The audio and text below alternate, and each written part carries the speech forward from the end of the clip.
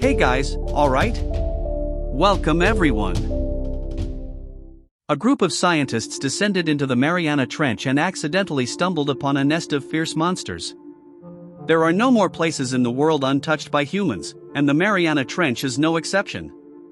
The oil company Ton Industries is constructing the deepest well in the world, reaching a depth of 11 kilometers, in its quest to dominate the oil market.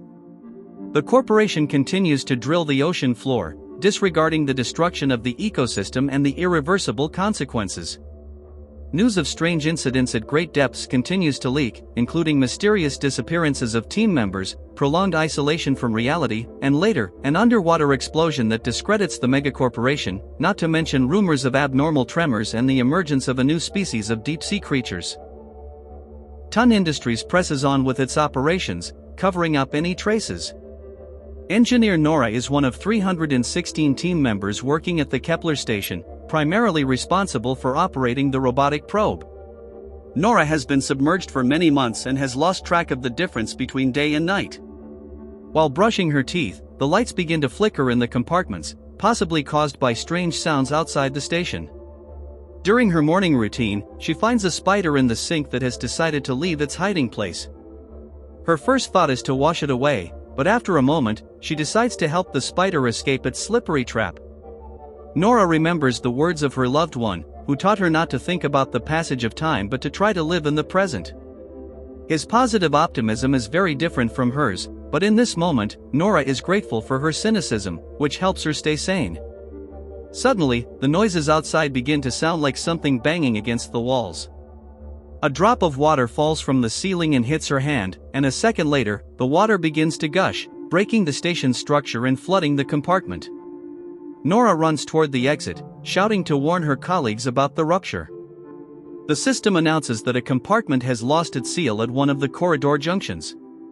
Norah collides with Rodrigo, and when they reach the exit, they discover that the hatch system is malfunctioning, and the monitor displays an error. Using a screwdriver, Norah forces open the control panel and short-circuits the contacts to restart the system. Two more people rush down the corridor, and Norah hopes they reach safety, but as the fast-flowing water approaches, Rodrigo pushes her to press the button. Torn between her humanity and her responsibility for the station's functionality, Norah reluctantly shuts the hatch, sacrificing 2 lives to save the hundreds remaining. The isolated compartment explodes and collapses under the pressure of 50 tons of water. The shockwave hits Rodrigo and Norah, throwing them away from the door and rendering them unconscious. The system alerts them that the station is facing total depressurization due to the emergency. Injured and bleeding, they try to contact the rest of the team, but no one responds. Rodrigo suspects an earthquake of magnitude 11. Norah hears terrifying noises that resemble a deep roar, so without wasting time, they bandage their wounds and move to the nearest compartment with an escape capsule. Upon reaching the server room, Norah, being a technical specialist, restarts one of the computers and diagnoses the station's condition. She informs Rodrigo that it was not an earthquake and that 70% of the station has been destroyed. Just as Norah concludes that they might not get out alive, she spots on the electronic map the location of the next set of escape capsules. Navigating through the collapsed corridors, they hear a man's voice and find Paul, the team's clown, trapped under the debris. They manage to pull him out unscathed and give him his lucky rabbit. Norah informs them that the only way is through a collapsed ventilation chimney, with the upper floor about to cave in. The trio quickens their pace through the narrow tunnel, but Norah encounters the warm, still body of Mac. Moving his arm aside, Norah continues and descends to the necessary compartment, only to find that there is no escape capsule, but rather the station's captain, trying to call for reinforcements on the radio. As Norah hacks the door system, Captain Lucius orders Paul and Rodrigo to check the submersible equipment and discovers that they are in an almost hopeless situation. Captain Lucius informs Norah that 22 people have already been sent to the surface to bring help for those left behind. However, Norah is intrigued as to why Lucius did not go with them, considering that he has a daughter. Lucius believes that a captain should be the last to leave the ship, so instead of continuing the conversation, he begins to follow protocol. He provides first aid to Norah, stopping the bleeding from her ear and checking her pupils to rule out a concussion. Paul and Rodrigo report to the captain that all submersible equipment is out of operation, prompting Lucius to send Norah to the equipment compartment. There, she finds Emily Haversham and Liam Smith, relieved to see them alive. Norah discovers that they have not been able to contact anyone. The station shakes more violently with each passing minute, and Norah reports that the cooling equipment on the upper floor has been destroyed, meaning that the Kepler core will soon explode, killing the 6-member team. Facing a desperate situation, Captain Lucius suggests that the group take the cargo elevator down to the bottom of the Mariana Trench and walk to the Robu station to increase their chances of survival. Paul, hearing this, is confused about why Norah bothered to save him, since their suits were not designed for such a journey, not to mention the lack of oxygen. The captain assures that he has a plan. They will travel halfway down the tunnel to the intermediate station, where they can recharge and clean their rebreathers. From there, they will follow the beacons across the plateau to the Robu probe. Rodrigo proposes that they instead head to the Shepherd station, as it is much closer, but the captain, seemingly hiding something, dismisses this idea, claiming that Shepherd has been out of operation for a long time. Liam shows a recording of the last signal from the drilling platform. The recording captures screams for help mixed with the roars of an unidentified creature. The instruments show that the water temperature outside has increased drastically by 10 degrees, an unusual phenomenon at such depths. The team doubts the captain's decision, as many of them are inexperienced divers and the risks of death are high. However, there is no other choice. Paul plays an upbeat song and turns up the volume. Rodrigo checks the integrity of all the helmets to prepare 6 for the team but discovers that one has a small defect. Norah helps the captain put on his metal suit, despite his broken arm, and then puts on her own suit. As everyone prepares for the dive, Paul and Liam arm themselves. Lucius explains how to handle the hazardous suits and gives final instructions. Emily doubts her ability to make the journey, but Liam and the captain promise to stay by her side. The system announces that the compartment is depressurized, and the group slowly submerges in the pool. Norah watches the hatch close above their heads, realizing that things will never be the same again. Lucius instructs the team to jump into the cargo elevator as soon as they reach depth, although he does not explain why the rush. Upon opening the outer hatch, which barely holds, Rodrigo notices a small crack in his helmet expanding. When the stubborn door mechanism finally works, Norah sees that Rodrigo's suit has been compromised and begs them not to open the hatch, but it is too late. The sudden pressure change at the bottom of the pool shatters Rodrigo. The captain instructs Emily to keep her eyes closed until he says it is safe, and urges Norah to hold it together, as she is the last to jump into the elevator. Once inside, Norah reveals that Rodrigo knew about the defect in his helmet and recalls him consciously offering her an intact model. The 5-member team advances along the planned path while Paul remembers how Rodrigo always managed to make him laugh. The captain spots a beacon under the elevator on the radar, believing that someone is signaling for help from one of the capsules. Lucius sends Paul and Liam to investigate. Paul hands his lucky rabbit to Emily, asking her to keep it safe, while Norah sets up the cameras. The team continues preparing for the expedition. Outside, initially, Paul and Smith can see nothing in complete darkness, but soon they find a distorted capsule covered in fibrous sludge. Inside, they discover a wallet and, nearby, its owner, tangled in a rope. Suddenly, the body begins to move, and at that moment, something attacks the team. Back in the elevator, the men bring the creature that was devouring the victim. Such a horrid creature has tentacles covered in claws. Emily examines the unidentified creature from the ocean floor with interest, observing its occasional spasms and suggesting that they might have drilled into a hydrothermal vent supporting these organisms at such depths. Unexpectedly, the power system fails, plunging the station into darkness. With little distance left to reach the ocean floor, Norah tries to figure out how to proceed. At that moment, something touches the elevator's outer shell. Paul hopes it is not a monster, and the team begins to wonder how young the creature they killed might have been. When the captain shines a flashlight through the transparent window of the elevator, he sees a monster sitting on it. The group also witnesses the explosion of the Kepler station, and the shockwave speeds up the descent of the cargo elevator. The team rushes to the pressure chamber, puts on their helmets after checking for proper sealing, and floods the chamber with water to avoid being crushed upon landing. As soon as they reach the bottom, they quickly head for the tunnel, avoiding debris along the way. Norah stumbles and falls, but Liam Smith helps her up, a gesture that costs him dearly as debris from the station falls on him and damages his rebreather, potentially rendering him unable to move underwater in the future. When the team finally enters the access tunnel to the drilling station, Norah quickly removes Liam's helmet and takes the broken filter from his suit, which caused him to inhale toxic gas. After recovering his breath, Liam feels weak and can barely stand. Norah starts the tunnel system in a non-standard way, and in a minute, a cart arrives to take the Kepler team halfway to their destination. However, the pumping system is damaged, and part of the tunnel floods with water, forcing the team to proceed on foot. Emily, spotting someone's belongings in the water, is on the brink of collapse when realizing that the owner did not manage to escape. The rising water through the cracks heightens the tension, and ahead they face an unpleasant surprise. What appears to be a dead end prompts Norah, being the smallest, to risk checking beneath the rubble. Norah grabs a rope and swims easily through an opening, discovering that the path to the intermediate station continues beyond it. As Emily and Lucius join her, it is Smith's turn. Paul hands his companion a package of cookies he initially wanted to eat, but in a gesture of goodwill, he gives it to Smith. As Liam moves through the tunnel, Paul hears strange sounds behind him, and seconds later, the entire team hears his voice abruptly cut off. The captain orders them to pull the rope quickly to extract Smith from the debris.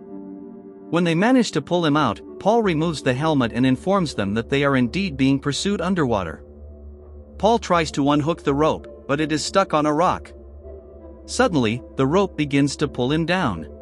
In a rush, Paul hands his rabbit to the team and asks them to put on his helmet so he can survive underwater if necessary. The deep-sea creature pulls his leg with such force that it literally yanks him out of his suit. Losing another person, 4 of them arrive at the intermediate station, located at a depth of 10.5 kilometers. The captain tries to contact someone, but the station is in such terrible condition that any extra movement would instantly cause a rupture, and tons of water would crush it in seconds. From this perspective, it becomes clear that something or someone has caused irreparable damage to the 6-ton probe. Emily believes that the ocean is seeking revenge because humanity interfered with the natural course of nature. Perhaps the drilling has awakened some ancient beings who now act as guardians of the Mariana Trench. As Smith's filtration system is broken, he asks to be left behind so as not to be a burden.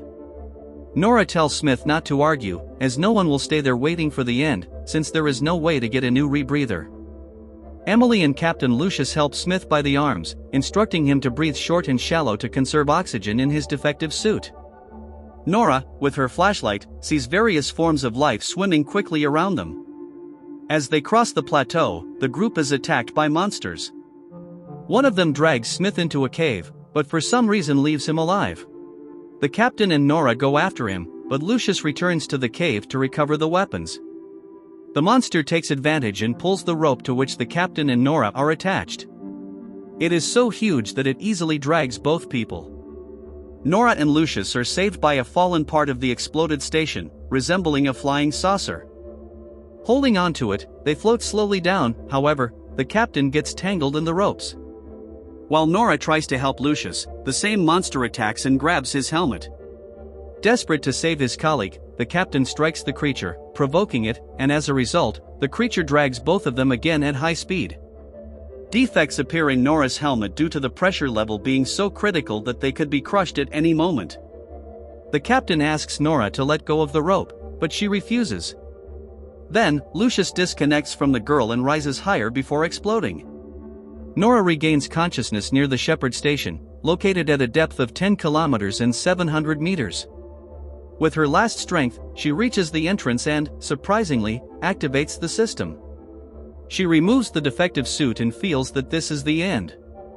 Sitting on the wet floor, the girl's body begins to tremble, and at that moment, her only moral support is the locket from her loved one. Recovering her senses, Norah tries to contact Emily and Smith, indicating her location, where, unfortunately, there are no capsules, but there is still oxygen remaining. Turning her head to the right, Norah sees a photograph of Lucius. Then, she finds the captain's personal locker, which still contains his uniform. In the pocket, Norah finds a photograph of Ellie, Lucius' daughter, who died at 14 years old. She deeply mourns his loss, but her attention is drawn to a map on the back wall of the locker, representing the Robu station, with red wires diverging in different directions, connecting the station to drawings of monsters. Now Norah understands why the captain ordered to jump immediately to the cargo elevator and why he seemed completely unsurprised by what was happening. Seeing her broken filter, Norah begins to think frantically about how to fix it, but nothing comes to her confused mind. The only thing she finds in the station is an old spacesuit. Norah calculates the distance to the drilling platform on the map and, armed with a signal flare with 2 projectiles, plans to leave. The doubts about leaving or staying are eliminated by Paul, the rabbit, which Norah promised to deliver to her loved ones. Walking in total darkness towards the signaling beacons, Norah continues conversing with her companions, hoping that they hear her. Suddenly, Emily's voice comes into her frequency, speaking about her love for the ocean. Besides her voice, Norah hears Smith's heavy breathing. Norah tries to shout to her companion, but in vain. Shortly after, she witnesses Emily confessing her love for Smith, who is probably in such a state that he doesn't even understand her words. By a miracle, Norah spots Emily ahead and rushes to reach her, but since Emily did not expect to see her there, she is startled by Norah's sudden approach. Emily closes her eyes and screams in fear, but as soon as she realizes who it is, she confesses to Norah that she has decided to see it all to the end. Throughout this time, fragile Emily has been dragging Smith, who is barely alive, across the ocean floor toward the station, but now they unite in strength.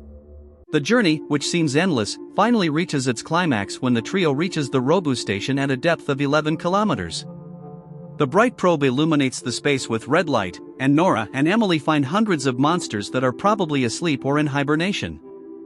Turning off the lights in their suits, the remaining team advances through a tunnel of organic beings. They cannot be silent, as Emily's alarm goes off, indicating critically low oxygen levels. At that moment, one of the monster's claws descends upon Norah's helmet. She asks Emily to keep pulling Smith toward the station without stopping. The monster wraps around Norah almost completely, but that is exactly what she needs. She fires a projectile at the creature, piercing its shell and saving her life. A minute later, Norah watches hundreds of creatures rising abruptly. The Mariana Trench floor vibrates, and when she launches the second flare, she sees the alpha of all monsters. A creature the size of a New York skyscraper with teeth in 3 rows, which is indeed the cause of the destruction of the drilling platforms.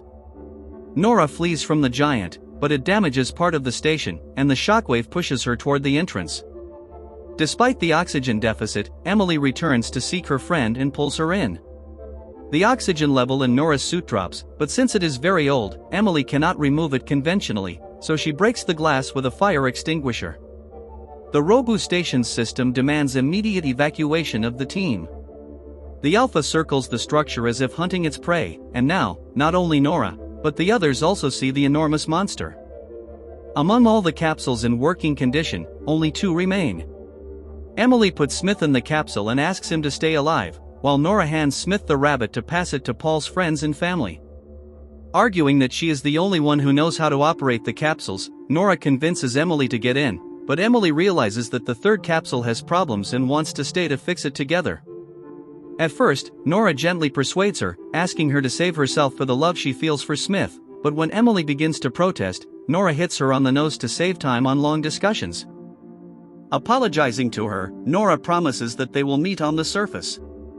The 2nd capsule shoots up quickly, right in front of the Alpha. Norah doesn't try to fix the capsule, she sits in the flooded compartment and smiles faintly, as if she is ready to reunite with her beloved. Norah notices the sound emitted by the Alpha and sees on the radar that all the smaller creatures are rushing to reach the evacuation capsules.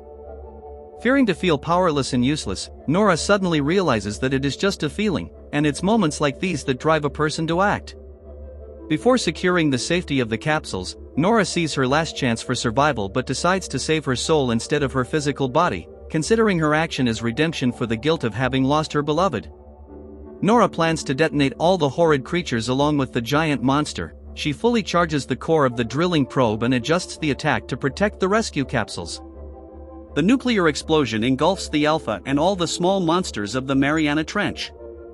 In the news, reports emerge about 2 survivors from the drilling site accident, but the company prohibits interviews with them.